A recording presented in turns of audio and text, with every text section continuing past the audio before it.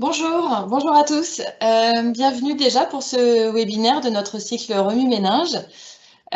Vous êtes nombreux. Alors, avant de démarrer, je voulais revenir sur les quelques règles du jeu. On va couper vos micros et vos caméras. Vous pouvez à tout moment, et même on vous y invite, intervenir dans le chat, poser vos questions.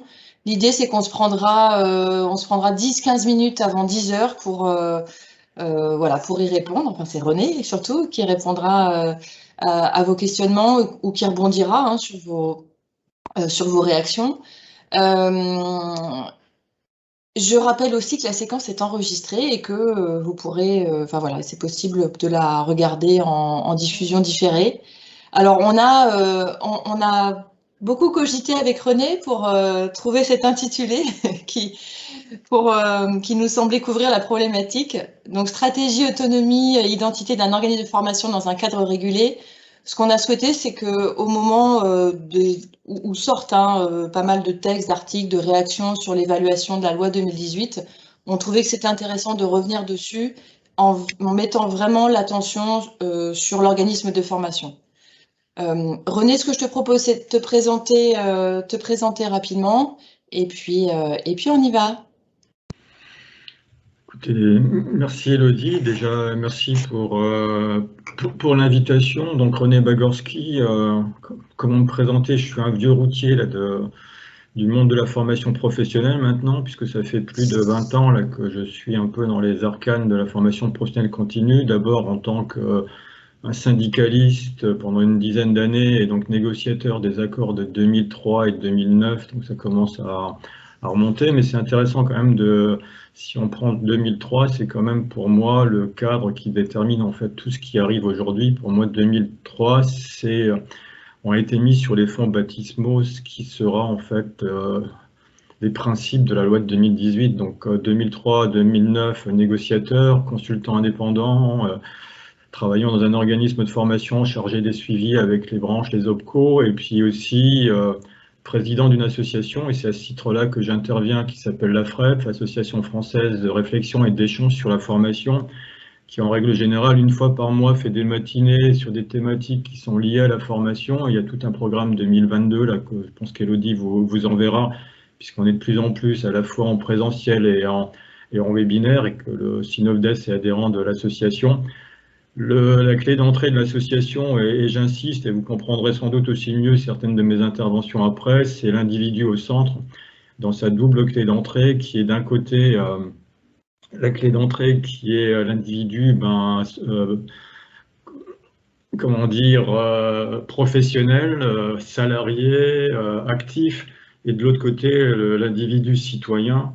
Et quand on voit l'évolution du système de la formation professionnelle ces dernières années, la notion d'individu citoyen a de plus en plus disparu au profit uniquement d'un individu en fait collaborateur d'entreprise, actif, et toute la formation professionnelle est centrée autour de cet objectif-là d'adéquation entre les besoins de l'économie et les compétences ou les capacités d'un individu à tenir son poste de travail.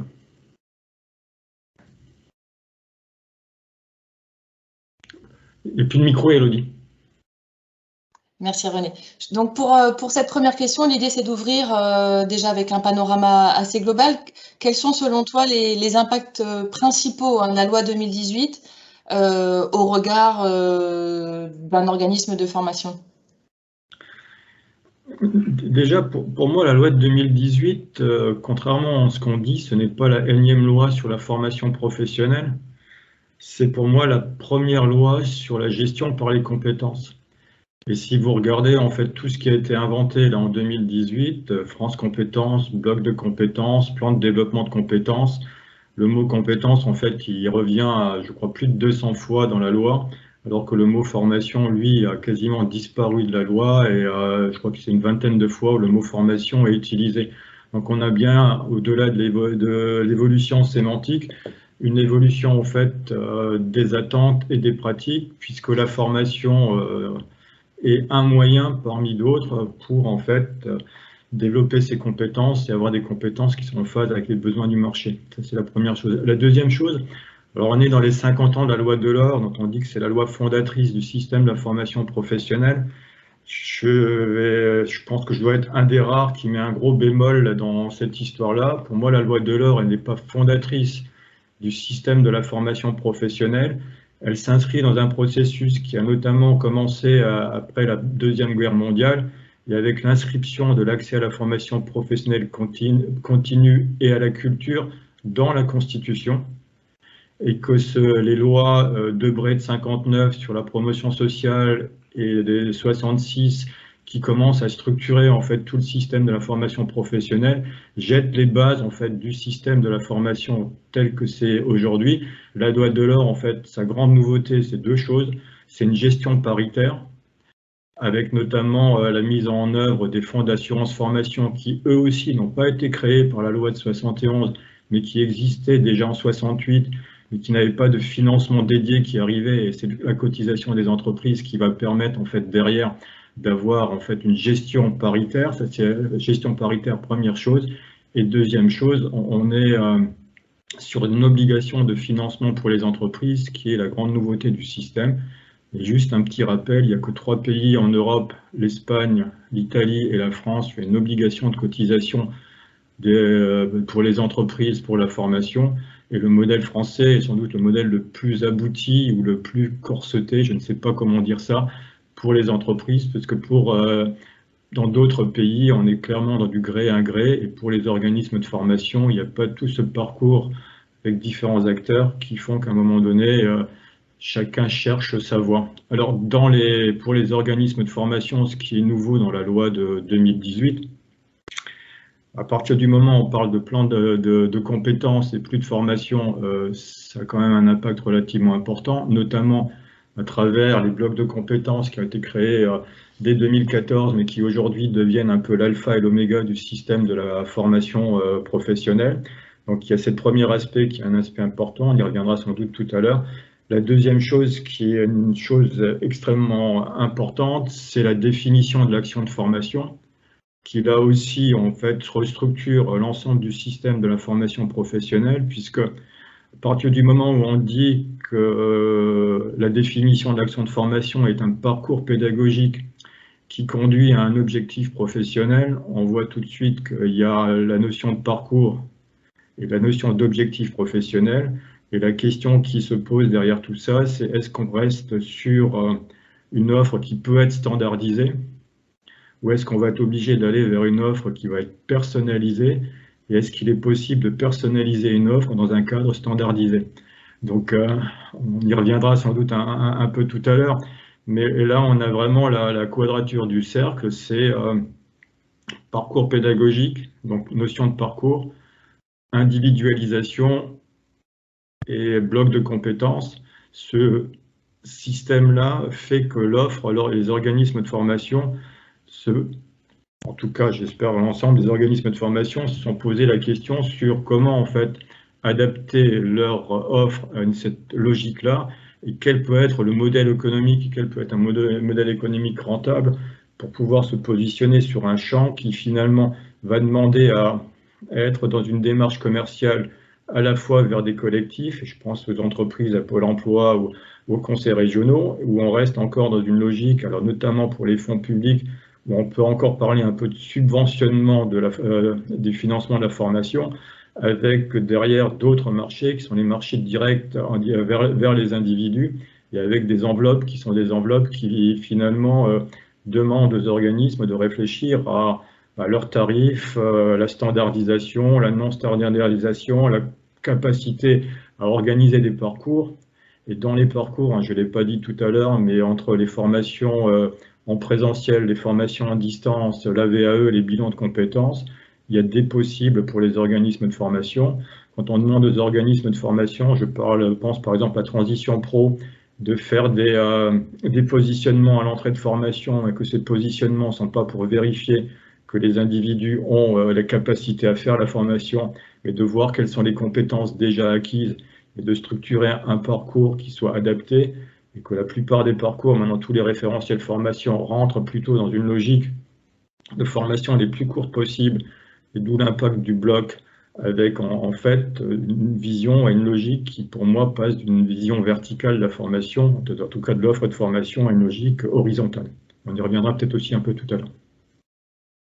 Oui, justement, tu parles de standardisation, de cadre plus fort, hein. Quelle est la marge de manœuvre qui s'offre aux organismes de formation? Est-ce qu'aujourd'hui, un organisme de formation a une véritable liberté d'action? La liberté d'action, elle existe on revient sur la notion de cadre régulé, hein, parce que je prends toujours l'exemple, je crois qu'il doit y avoir quelques étudiants là, qui sont connectés. Je prends l'exemple de la danse sur glace, où il y a en fait deux épreuves. Il y a les épreuves imposées et les épreuves libres. Les épreuves imposées, on va demander à un candidat de montrer qu'il maîtrise le contexte. Et les épreuves libres, c'est à partir du contexte maîtrisé d'apporter sa propre originalité pour pouvoir donner du sens à l'activité qui est la sienne. Si je prends le champ là aujourd'hui des organismes de formation, et je pense qu'il y a une chose qu'il faut aussi avoir à l'esprit, c'est le Big Bang en fait de la certification, et notamment ce Big Bang à travers les blocs de compétences. Et quand je parlais de verticalité et d'horizontalité, je vais m'expliquer à ce moment. Je vais m'expliquer. Je pense que traditionnellement, quand les organismes de formation, quand un individu arrivait dans leur centre, c'était la totalité du référentiel d'une certification qui était proposée, et la personne faisait la totalité de la certification. Aujourd'hui, avec la notion de bloc de compétences et le découpage de l'ensemble des certifications, ou quasiment l'ensemble des certifications en bloc de compétences, le fait qu'un individu arrive et qu'il ait un positionnement qui ait montré qu'il avait déjà un certain nombre de choses qui étaient acquises, va demander à l'organisme de formation de réfléchir aussi son offre, non pas à l'aune de la totalité des certifications, mais à l'aune en fait d'un certain nombre de blocs de compétences. Est-ce que demain, on aura un système où certains organismes vont chercher les blocs de compétences qui seraient des niches et qui seraient plus solvables que d'autres? C'est pas impossible. Mais après, avec la logique, quand je parle de Big Bang au niveau de la certification, avec la logique des blocs de compétences, avec la logique en fait de passerelle entre les différentes certifications et les différents certificateurs, va se poser la question aussi à un moment donné de la capacité d'un organisme de formation d'être en lien avec les donneurs d'ordre. Quand je parle de donneurs d'ordre, aujourd'hui, vous le savez, la certification, les branches professionnelles ont a priori un rôle extrêmement important puisque c'est elles qui doivent valider les certifications qui vont sortir. Et si on regarde entre un diplôme de l'éducation nationale, un titre d'un ministère, un CQP d'une branche, voire des certifications d'organismes de formation, les référentiels quand même se ressemblent diablement, et donc l'originalité d'un organisme de formation sera sans doute d'être capable de travailler avec les différents certificateurs, d'être en capacité en fait de donner sens avec le bloc comme maître étalon à l'ensemble du parcours d'un individu avec différentes équivalences pour d'autres certifications, et ça demandera une gymnastique qui aujourd'hui n'est pas forcément, comment dire, naturelle pour les organismes de formation. Et quand je parlais d'offres standardisées et d'offres qui seraient liées à la demande, vous voyez bien où je veux en venir. Cette notion en fait de bloc de compétences d'équivalence entre les différentes certifications va demander un démarchage en fait et une veille sur le marché relativement importante auprès des demandes des uns et des autres, comment dire, de la notoriété que peuvent avoir certains blocs de compétences dans le cadre d'un certain référentiel, en sachant que dans ce cadre-là, il y a d'un côté, s'il y a une prescription du pôle emploi, de transition pro ou d'autres, une solvabilité financière immédiate, puisque là on sait que sur ce bloc c'est bon, mais on sait que les personnes ont 5 ans ensuite pour aller au bout de leur parcours de certification, et donc du coup on passera d'un marché qui est un marché solvable à un marché qui sera on passera du B2C au B2B, hein, ou l'inverse, mais on passera du B2B au B2C, et ce qui va aussi, là aussi, interroger l'organisation des organismes de formation, et notamment la construction d'un modèle économique un peu pérenne. Alors, tu as commencé à y répondre en partie. Moi, je voulais aussi t'interroger sur ta vision de la formation demain, de l'offre de formation demain. Quels seraient selon toi, les évolutions majeures? Pour moi, les évolutions majeures, il y a deux choses en fait. Je pense qu'on ne sortira pas d'une standardisation, c'est-à-dire que l'offre, chaque organisme de formation a son identité à travers une offre bien structurée, et que l'évolution va être sur la capacité pour chaque organisme de formation de pouvoir répondre à une personnalisation de parcours dans un cadre standardisé. Je ne sais pas si je suis clair dans ce que je dis là, c'est que c'est soit, et je reviens sur ma notion là tout à l'heure de danse sur glace et d'épreuve imposée, c'est qu'il faut quand même une identité d'un organisme sur des certifications et un référentiel complet. En tout cas, certains vont garder cette identité-là. Et donc, quand je parle de standardisation, comme chaque certification va être construite sous forme de blocs de compétences, donc que chaque bloc de compétences devient une part de marché autonome. Mais est-ce que quand on parle de standardisation, est-ce qu'on aura encore la capacité de faire la totalité ou de vouloir faire la totalité?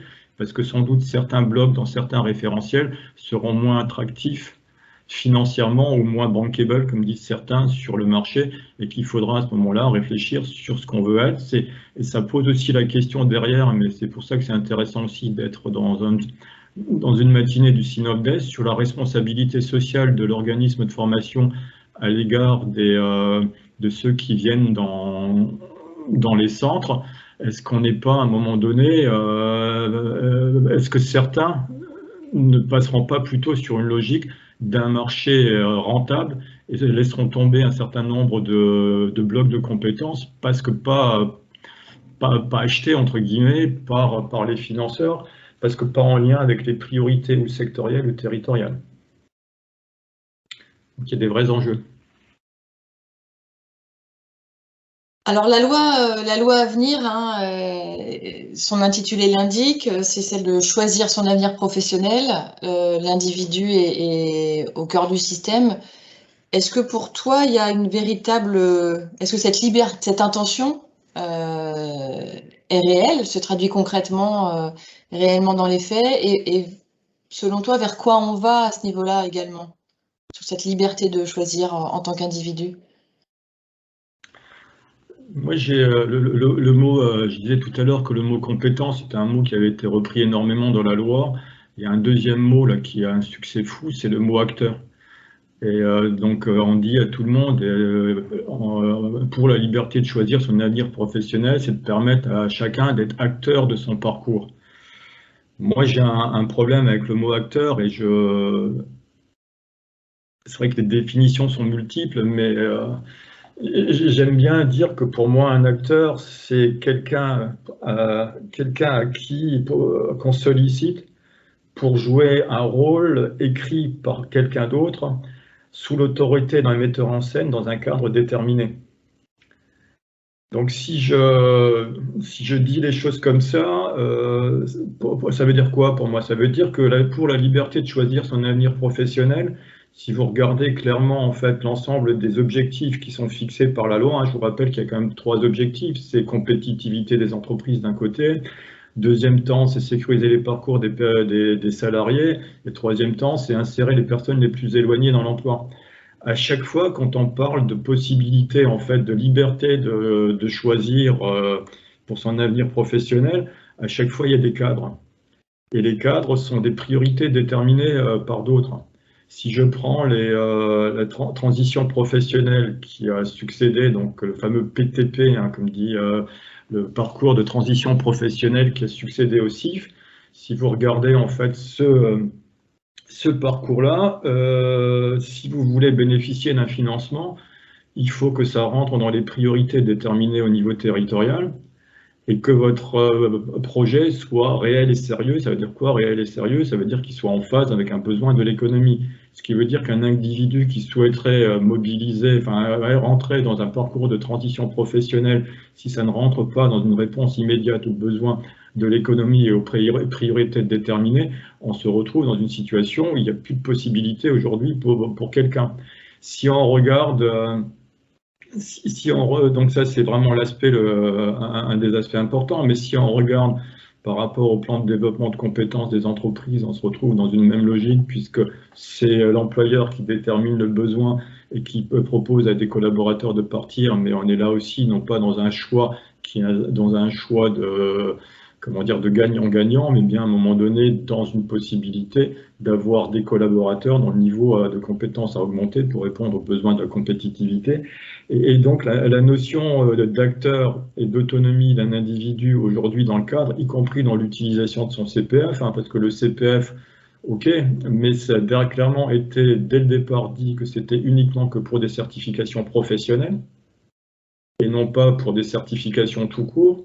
Et si je reviens sur la loi Delors donnait quand même la possibilité à un individu de faire de la formation et pas exclusivement que sur des certifications professionnelles. Donc le choix a été relativement restreint.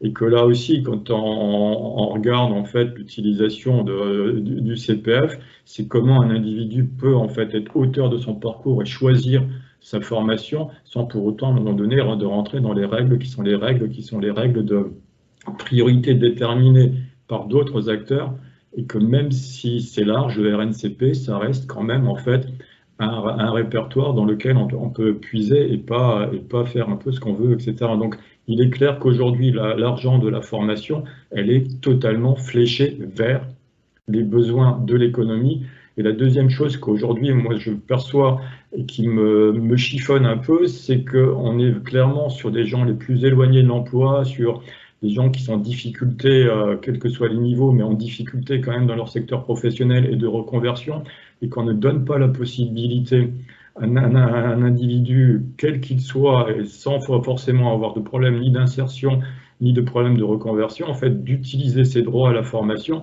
dans des cadres qui ne seraient pas des cadres, à un moment donné, régulés par le système. Et donc, quand je dis régulés par le système, c'est avoir des financements qui soient des financements dédiés derrière. Donc voilà un peu les choses la réponse que je voulais apporter. Et sur cette question de, comment dire, de l'émancipation des personnes, des possibilités d'évolution des individus, est-ce que l'organisme de formation, hein, malgré le cadre que tu viens de décrire, est-ce que l'organisme de formation peut jouer dans ce cadre pour porter justement cette émancipation, cet accompagnement peut-être différencié au-delà d'une seule perspective d'adéquation aux besoins d'économie? Qu'est-ce qu'on peut faire en tant qu'organisme de formation?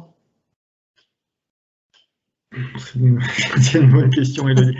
Je pense que la notion d'accompagnement, elle est primordiale. Et puis ensuite, c'est dans la responsabilité sociale ou non que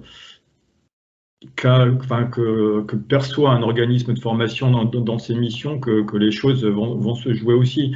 Parce qu'une personne qui est dans un organisme de formation, il y a effectivement la formation elle-même, mais on sait bien aussi qu'au-delà de la formation, il y a l'importance du collectif, il y a l'importance de cette notion de réflexivité dont on parle souvent, c'est-à-dire cette capacité de prendre du recul et au-delà simplement de la formation professionnelle, d'apporter dans les formations qui sont dispensées là, ce recul nécessaire à construire pas uniquement l'individu producteur, mais aussi l'individu citoyen.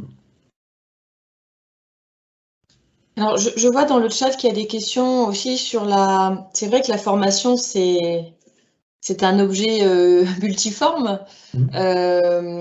Et souvent, et on porte cette idée-là assez fortement dans nos interventions au Synodès, c'est que trop souvent, effectivement, la formation est considérée comme un bloc homogène, alors qu'on pense qu'il y a des sujets très différents selon qu'on s'adresse à des salariés et des demandeurs d'emploi, mais aussi à des personnes peut-être peu pas qualifiées, des personnes qui sont à la recherche, qui sont en recherche d'emploi, d'autres personnes en évolution.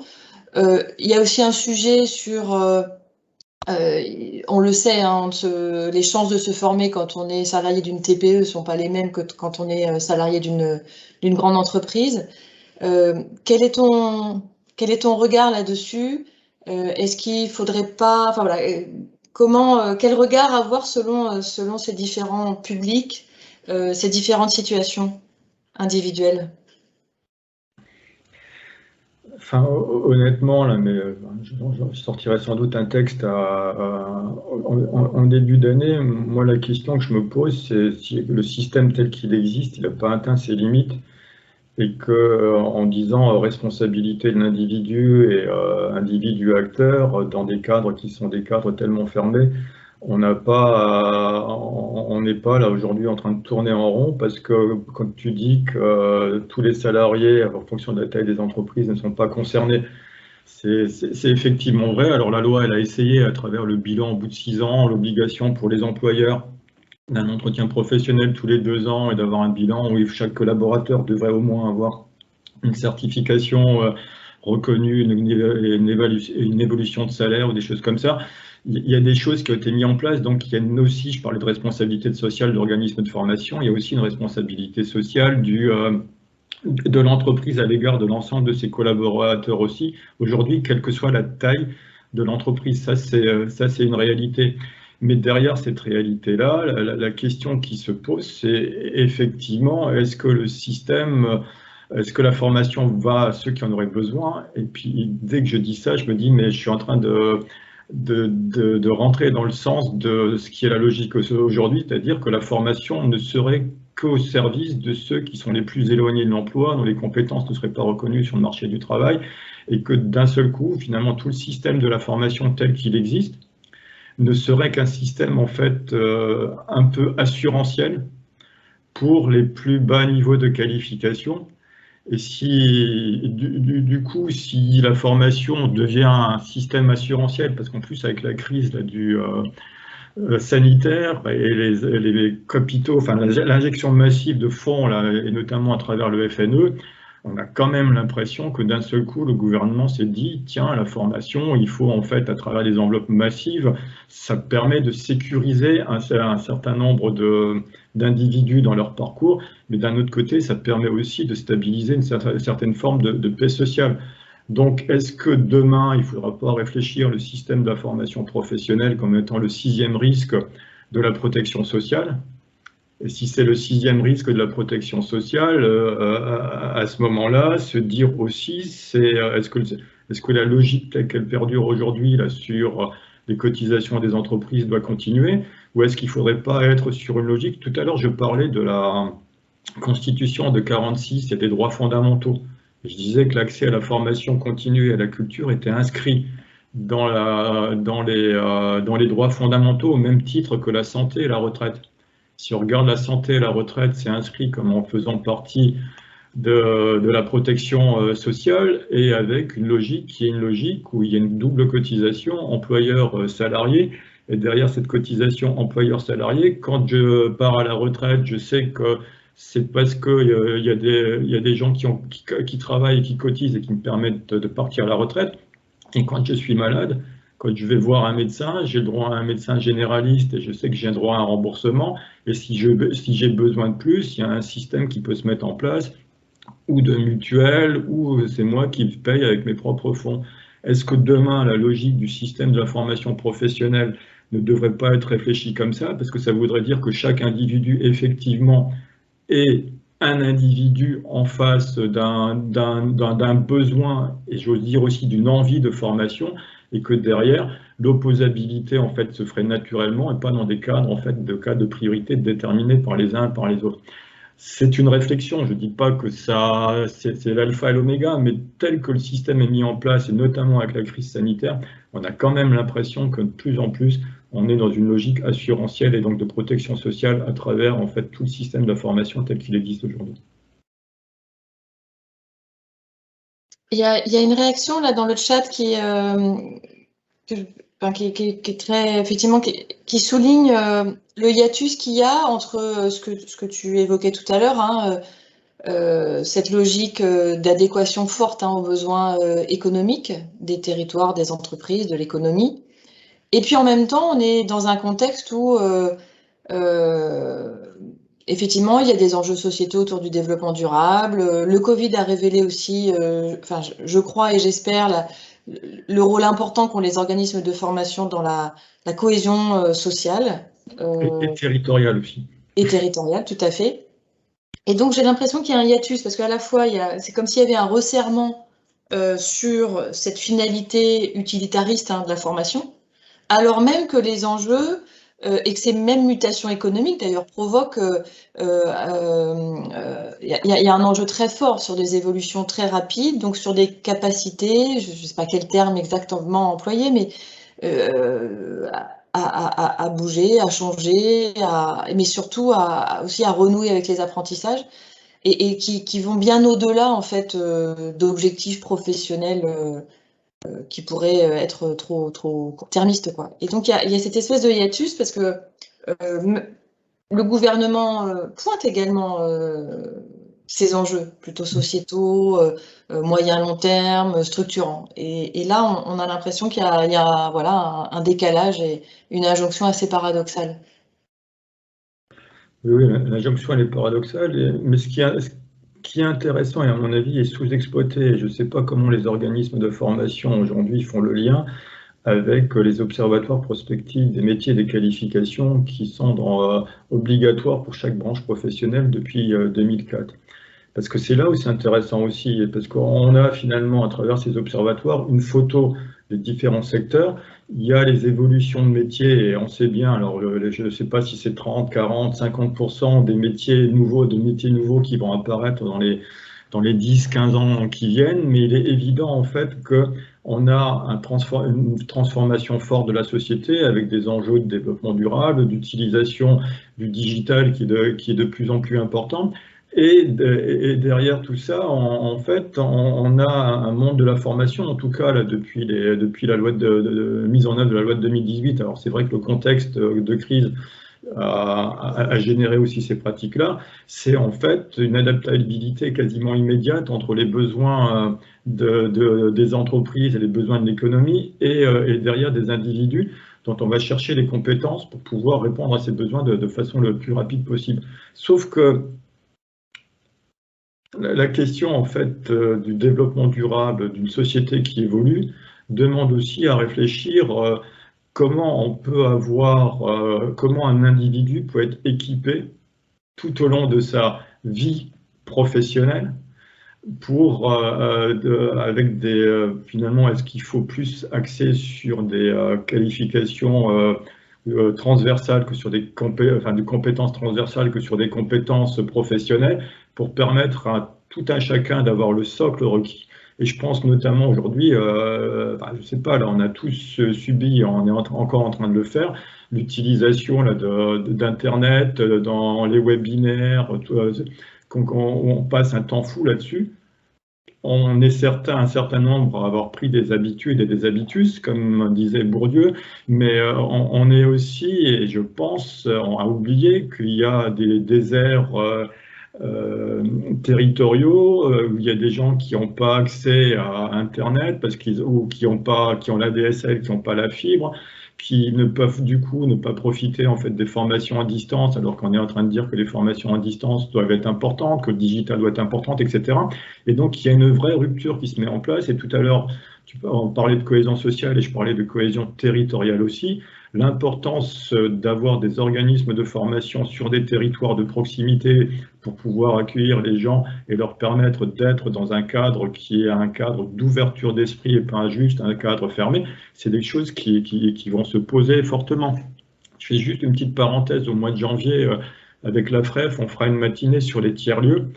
Et je pense que cette notion est importante puisque l'organisme de formation est un acteur sur un territoire, mais entouré en fait d'autres acteurs et que l'ensemble de ces acteurs-là peut retrouver du sens à un moment donné aussi dans du développement qui soit du développement durable avec la formation comme étant un des aspects de développement de l'individu, mais pas une fin en soi. Or, ça, c'est aussi des choses qu'il faut avoir à l'esprit. Oui, ça me permet, ce que tu dis me permet de rebondir sur cette idée, sur cette mise en perspective sur l'évolution des organismes de formation. J'aimerais que tu nous en dises plus à la fois sur vers quoi, comment l'organisme de formation peut se positionner demain effectivement sur le territoire, mais aussi comment il doit évoluer à l'interne, quoi. Il y a aussi des réactions là dans le chat qui disent que les métiers des organismes de formation sont impactés. la pédagogie est impactée. Quelle est ta vision sur ces deux aspects? Comment l'organisme de formation doit-il se mettre en mouvement d'une certaine façon? Sur quelle dynamique? T'as combien d'heures? Parce que ça, je pense que déjà, tous les établissements l'ont fait, je pense, depuis la loi de 2018. Tout le monde a un projet d'établissement qui est structuré aujourd'hui autour du contexte qui est le contexte mis en place par la loi de 2018, avec notamment une évolution effectivement très très forte ces derniers mois, ces dernières années. C'est qu'est-ce que ça veut dire être formateur aujourd'hui? Puisque avec des modèles économiques qui sont un peu différents entre des organismes de formation, je pense à la plupart des organismes qui sont adhérents du Synofdes, avec des formateurs qui sont des formateurs en CDI, donc qui font partie de l'organisme de formation et donc du collectif, et des organismes de formation qui fonctionnent pas du tout sur le même modèle, qui vont simplement chercher des marchés et qui vont chercher des formateurs en fonction des marchés qui ont été obtenus, ou ça c'est un premier cas de figure. Un deuxième cas de figure avec des plateformes numériques digitales de plus en plus nombreuses, avec des ressources qui sont dans les plateformes et des formateurs qui vont être des accompagnateurs de la mise en œuvre, enfin comment dire, pas des étudiants, de ceux qui étaient stagiaires, pour les accompagner en fait dans la mise en œuvre de l'apprentissage. Vous m'excuserez un peu de caricaturer parce que c'est un peu un exercice compliqué. Et donc il y a déjà des modèles d'organismes de formation un peu différents. On peut largement imaginer demain des organismes de formation qui n'ont absolument aucun mur et qui sont, enfin, je crois qu'il n'existe aucun mur, et qu'on soit que sur des plateformes et avec des logiciels qui soient mis à disposition dans ce cadre-là. Est-ce que demain, la valeur ajoutée en fait du monde de la formation, c'est les conceptions de logiciels, ou est-ce que demain, c'est encore l'acte de transmettre des connaissances et des compétences qui sera le plus important? C'est une vraie question. Donc, pour un organisme de formation, je pense qu'effectivement, on parlait de territoire, mais on peut aussi parler de secteur d'activité. Je pense que l'identité d'un organisme de formation, quand il se crée sur un certain nombre de formations qui sont en phase ou avec les besoins territoriaux ou avec des besoins sectoriels clairement identifiés. Le lien entre l'organisme de formation, les syndicats d'employeurs, les branches professionnelles, et qui détermine quand même un certain nombre de règles et de priorités, me paraît un aspect fondamental du système. Parce que là, on est clairement, si on regarde la loi de 2018 et quand on voit la loi, enfin comment ça s'appelle, la place des branches dans l'ensemble du système, dans la détermination là, des forfaits pour les contrats d'apprentissage, dans leur rôle sur la création de certifications. N'oublions pas le Big Bang au niveau des CPC, des commissions paritaires consultatives, qui sont passées d'une logique qui était une logique verticale, quasiment certificateur par certificateur, à une logique transversale, où maintenant on essaye en fait de réfléchir en termes de champs cohérents et donc d'avoir des lobbying quand même extrêmement importants. Donc le lien avec les branches professionnelles, avec les syndicats d'employeurs me paraît en fait important. Maintenant derrière, c'est l'offre qu'apporte l'organisme. Est-ce qu'il se mettra que sur un positionnement, ce que je disais tout à l'heure, de certains blocs qui soient rentables, ou est-ce que l'organisme imagine qu'il a une responsabilité sociale, notamment sur son territoire et à l'égard des apprenants et des stagiaires qui viennent dans son centre? C'est un autre modèle qui est mis en place. Et donc la question de tiers-lieu est une question qui, moi, me paraît extrêmement intéressante et importante. Un organisme de formation est dans un contexte. Et le contexte doit pouvoir permettre à un moment donné d'avoir aussi d'apporter des réponses, y compris au modèle économique du centre. Je vois, il y a une question également. Tu as introduit l'intervention en parlant de la certification, qui est assez centrale effectivement dans le système. Effectivement, là, la question qui est posée, c'est la place de la qualification. C'est-à-dire que là, le risque avec... il semble qu'il y a une approche de la compétence donc avec des blocs, des divisions après en modules, comme si la compétence ou la juxtaposition d'un ensemble de compétences créait en fait à un moment donné les conditions d'exercice d'une activité ou d'une évolution professionnelle. Et sans que cette approche, elle nie en fait le caractère non linéaire en fait de l'acquisition de compétences. Ça pose aussi la question du rapport au métier et de l'évolution au sein de l'entreprise, quoi. Donc, certification versus qualification, euh, quel est ton regard là-dessus? Est-ce que tu penses que c'est des choses qui peuvent se re-questionner? Ouais, je pense qu'il y a nécessité à re-questionner. Hier, là, en réfléchissant un peu à cette matinée, je me suis dit, tiens, je vais quand même relire certains documents qui sont des documents de référence, et j'ai relu notamment la note de France Compétences sur les blocs de compétences. Je ne sais pas si tout le monde a eu l'occasion de lire cette note. Je vous engage fortement à la lire. À la sortie, vous avez un peu comment dire, un peu mal à la tête parce que ça jargonne quand même un maximum. Et d'arriver à comprendre la logique d'un bloc de compétences, c'est pas toujours si évident que ça, puisque on dit qu'il doit y avoir un titre qui doit clairement énoncer la compétence qui est visée, et que derrière, il y a un certain nombre de moyens qu'il faut arriver à mettre en place. Alors, c'est marrant parce que moi, la notion de compétence, on a toujours les définitions là, de le Botter, Fusarifiant, c'est savoir, savoir-être, savoir-faire, il y a à peu près ça. Et je me souviens à la fin des années 90, quand le MEDEF a porté en fait la logique de gestion par les compétences, je ne sais plus comment il s'appelait, le représentant du MEDEF de l'époque, il disait c'est extrêmement simple d'expliquer ce que c'est la compétence. Il me dit quand j'ai un maçon, quand j'ai besoin de monter un mur, je vais chercher un maçon et je vérifie en fait qu'il est qualifié pour monter le mur parce qu'en fait il a le diplôme requis pour monter le mur. Mais je ne saurais en fait que ce maçon il est compétent que quand il aura fini de monter son mur et qu'il aura mis en œuvre en fait toutes les connaissances et toutes les pratiques qu'il aura apprises pendant sa formation pour réaliser l'objectif.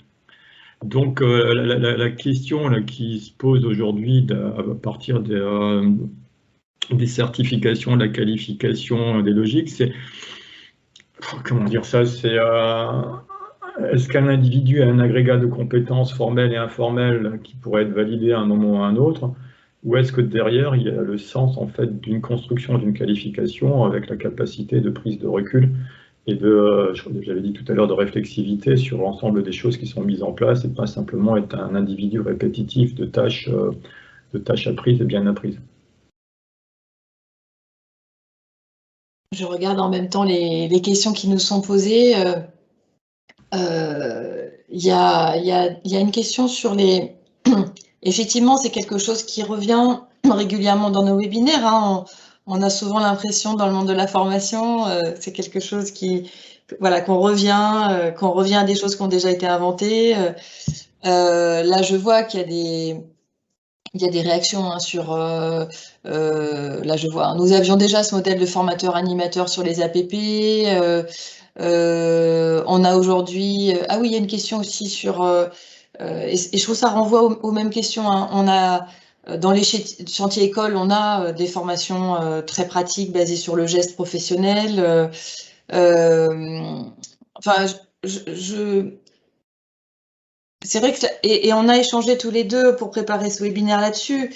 Effectivement, il y a des cycles. On a l'impression qu'on revient parfois en arrière, qu'il faut réinventer des choses qui ont pourtant été déjà créées précédemment.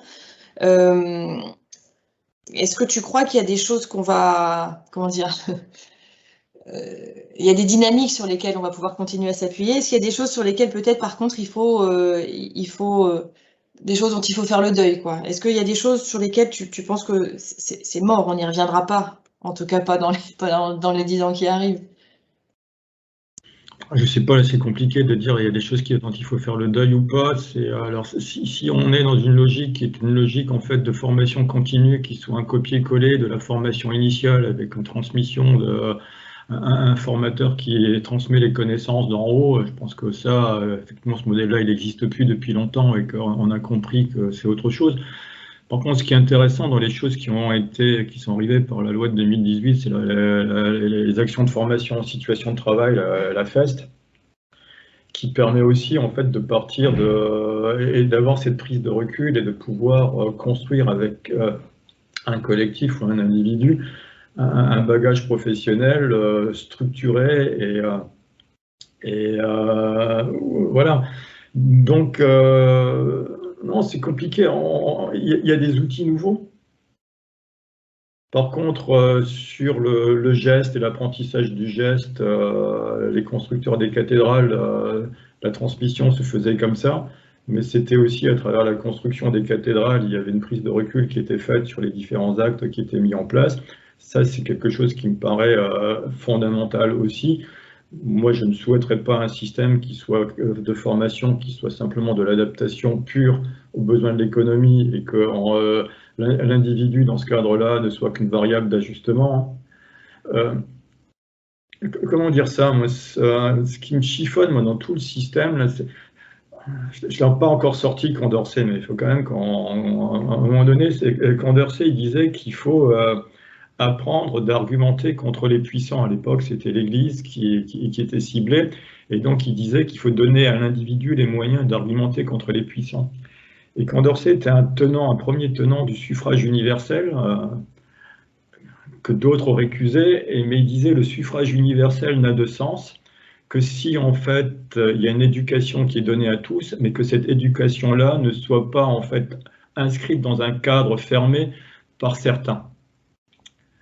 Et donc, essayer de réfléchir à ces aspects-là, parce que si je fais le lien avec la loi de 2018 et la discussion qu'on a aujourd'hui, on donne les moyens, on a l'impression d'être dans un système où d'un côté, il y aurait des gens qui raisonnent, et de l'autre côté, on demanderait à des gens de croire, là aussi c'est une phrase de Condorcet, et que d'un côté, il y aurait finalement des dominants, et de l'autre côté, il y aurait des esclaves.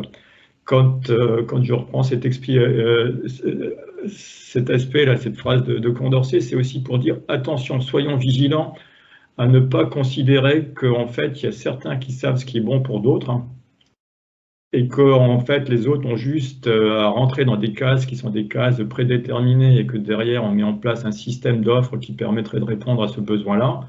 Mais comment fait-on, et c'est pour ça que j'ai insisté sur la notion qui est la clé d'entrée aussi de la FREF, avec la double clé d'entrée, personnes professionnelles et personnes sociales, c'est comment on est en capacité d'apporter à chaque individu, comment chaque individu peut s'approprier, je vais dire les choses différemment, c'est des doubles clés d'entrée, en étant un acteur autonome, un auteur autonome de son parcours, et non pas en fait à un moment donné quelqu'un qu'on met dans des cases. Le contrat de travail est un lien de subordination.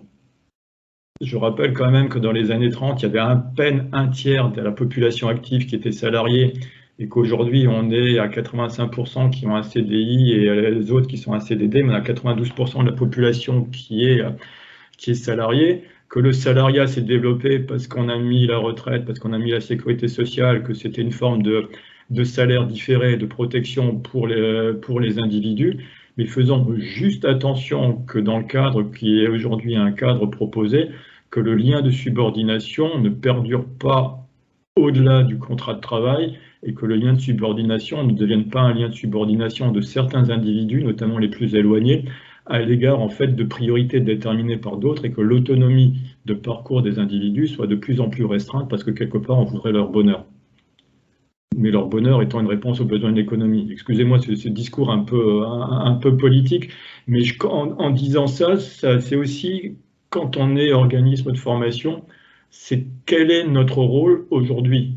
Est-ce qu'on est simplement un vecteur de transmission en fait de valeurs portées par les dominants, et qu'on transmet ces valeurs-là parce que derrière on est rémunéré et que la rémunération fait que, bah voilà, on ne se pose plus de questions, ou est-ce qu'à un moment donné, il y a une éthique aussi de l'organisme de formation, et l'éthique de l'organisme de formation, c'est des valeurs qui ne soient pas uniquement des valeurs de réponse aux besoins immédiats, mais aussi à un moment donné d'accompagnement des personnes dans un parcours, quand devrait parler d'émancipation sociale, voilà, d'émancipation. Je me souviens d'une discussion quand j'ai fait le rapport là, avec Jean-Marie Marx, avec Muriel Pénicaud, qui me disait que l'émancipation ne se fait qu'à travers le travail. Moi, je ne suis pas d'accord. Le travail est un aspect de l'émancipation. Il y a d'autres éléments, en fait, qui sont des éléments d'émancipation. Et dans le cadre de cette émancipation sociale, un organisme de formation, même s'il fait de la formation professionnelle continue, a un rôle important à jouer. Quels sont les autres éléments, selon toi? Les autres éléments d'un organisme de formation? Non, d'émancipation, ouais. D'émancipation, c'est en fait d'être un citoyen, d'être un individu citoyen qui participe à la vie, le développement de la société, et que la vie de la société, c'est pas uniquement d'être un producteur. Et quels sont les pouvoirs d'agir de l'organisme de formation?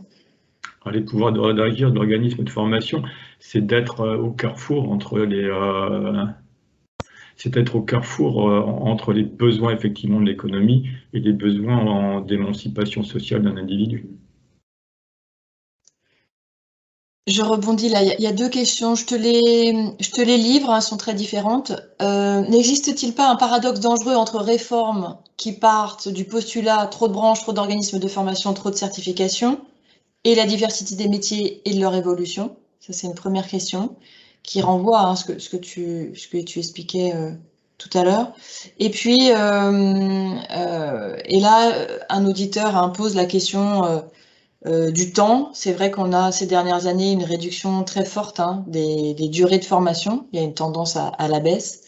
Donc, comment, en tant qu'organisme de formation, on peut continuer à inventer, à accompagner dans ce cadre d'évolution, de restriction des durées de formation? Je ne suis pas sûr que la durée soit... Il y a des formations longues qui ne servent pas plus que des formations courtes. C'est à un moment donné, si vous relisez la note là, de France Compétences, parce qu'il est aussi question des compétences transversales et des compétences. Et dans les compétences transversales, c'est aussi écrire, lire, capacité de critique, etc. Il y a un certain nombre de choses qui rentrent en ligne de compte. Quelle que soit la longueur d'une formation, c'est à un moment donné avoir à l'esprit que dans ce qu'on transmet, on transmet aussi des choses qui ne sont pas uniquement une application du geste professionnel, mais que ça va bien au-delà. Et cet aspect-là. Et concernant les branches et les certifications et tout ça, il y avait, quand au début du quinquennat Macron, il y avait plein d'idées. Il y avait notamment, alors il fallait réformer la formation professionnelle, ça c'était une chose, mais il fallait aussi dans le même temps réduire le nombre des branches professionnelles, parce que dans notre pays, il y a, paraît-il, plus de 600 branches professionnelles qui existent, et qu'il y avait des branches vivantes, semi-vivantes et des branches mortes, c'est ce qui était dit. Alors les vivantes, c'est celles qui avaient eu une négociation l'année d'avant ou 2 ans avant, les semi-vivantes dans les 5 dernières années, et les mortes, celles qui n'avaient pas eu de négociation depuis un moment. Donc si on regarde par contre concrètement la répartition des branches dans les différents opérateurs de compétences, je crois qu'il y a 352 branches qui ont été référencées. Et il y a Pierre Ramin à qui on avait confié un rapport qui devait en fait réduire encore ce nombre de branches, pour le réduire à peu près entre 80 et 100. Et au dernier échange avec Pierre Ramin, je lui dis: oui, on est en rapport, quand est-ce qu'il va sortir? Et il m'a envoyé un grand point d'interrogation, parce que je pense que politiquement c'est pas mûr, et que derrière l'organisation des branches, il y a d'autres intérêts qui rentrent en ligne de compte. Le rapport qu'on a fait avec Jean-Marie Marx sur les 11 OPCO, d'aucuns ont considéré, à partir du moment où on a réfléchi en champ cohérent, qu'on était dans une réflexion qui était un premier niveau de réflexion dans la réduction du nombre de secteurs professionnels, parce que quand on regarde, effectivement, il y a quand même beaucoup de complémentarité entre un certain nombre de branches, et ce qu'il faut en avoir autant.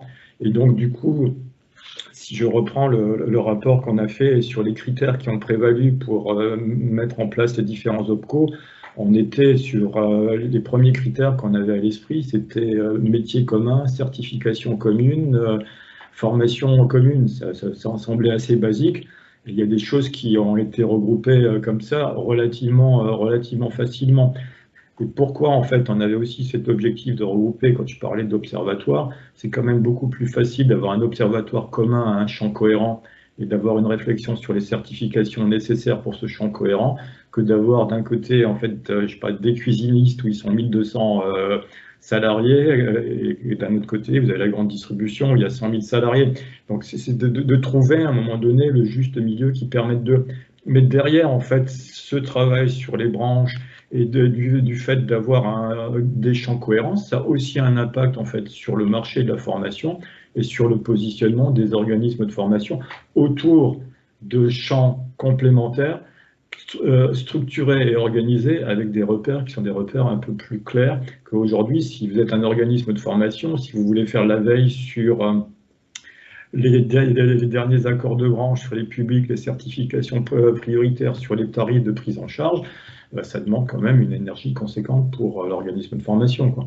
Donc c'est comment aussi on a les moyens aujourd'hui d'être dans un cadre qui est effectivement un cadre régulé. Alors il y a la loi qui régule, hein, il y a les accords de branche qui régulent, et puis il y a l'identité de l'organisme de formation qui est-ce qu'il se positionne par rapport à un champ déterminé ou est-ce il est transverse à différents champs déterminés.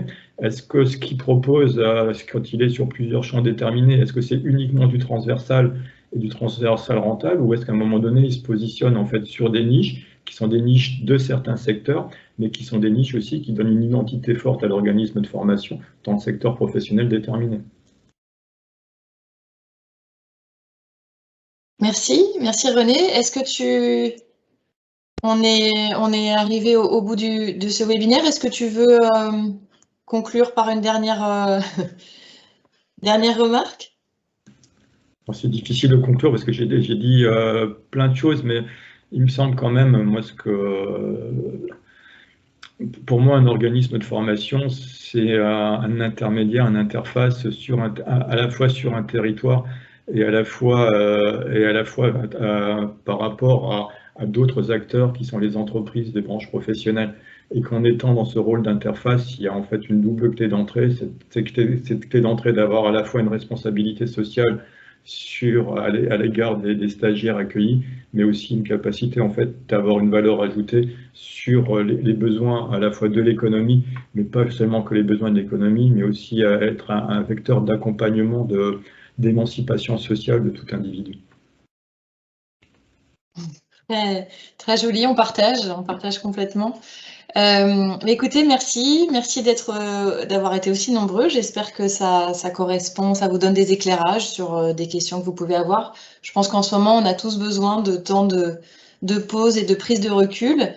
Et n'hésitez pas surtout à nous dire, à nous faire part de sujets, de thématiques, de problématiques que vous souhaiteriez qu'on aborde au sein de ce cycle remue-ménage. Voilà, à très bientôt. Au revoir. Au revoir.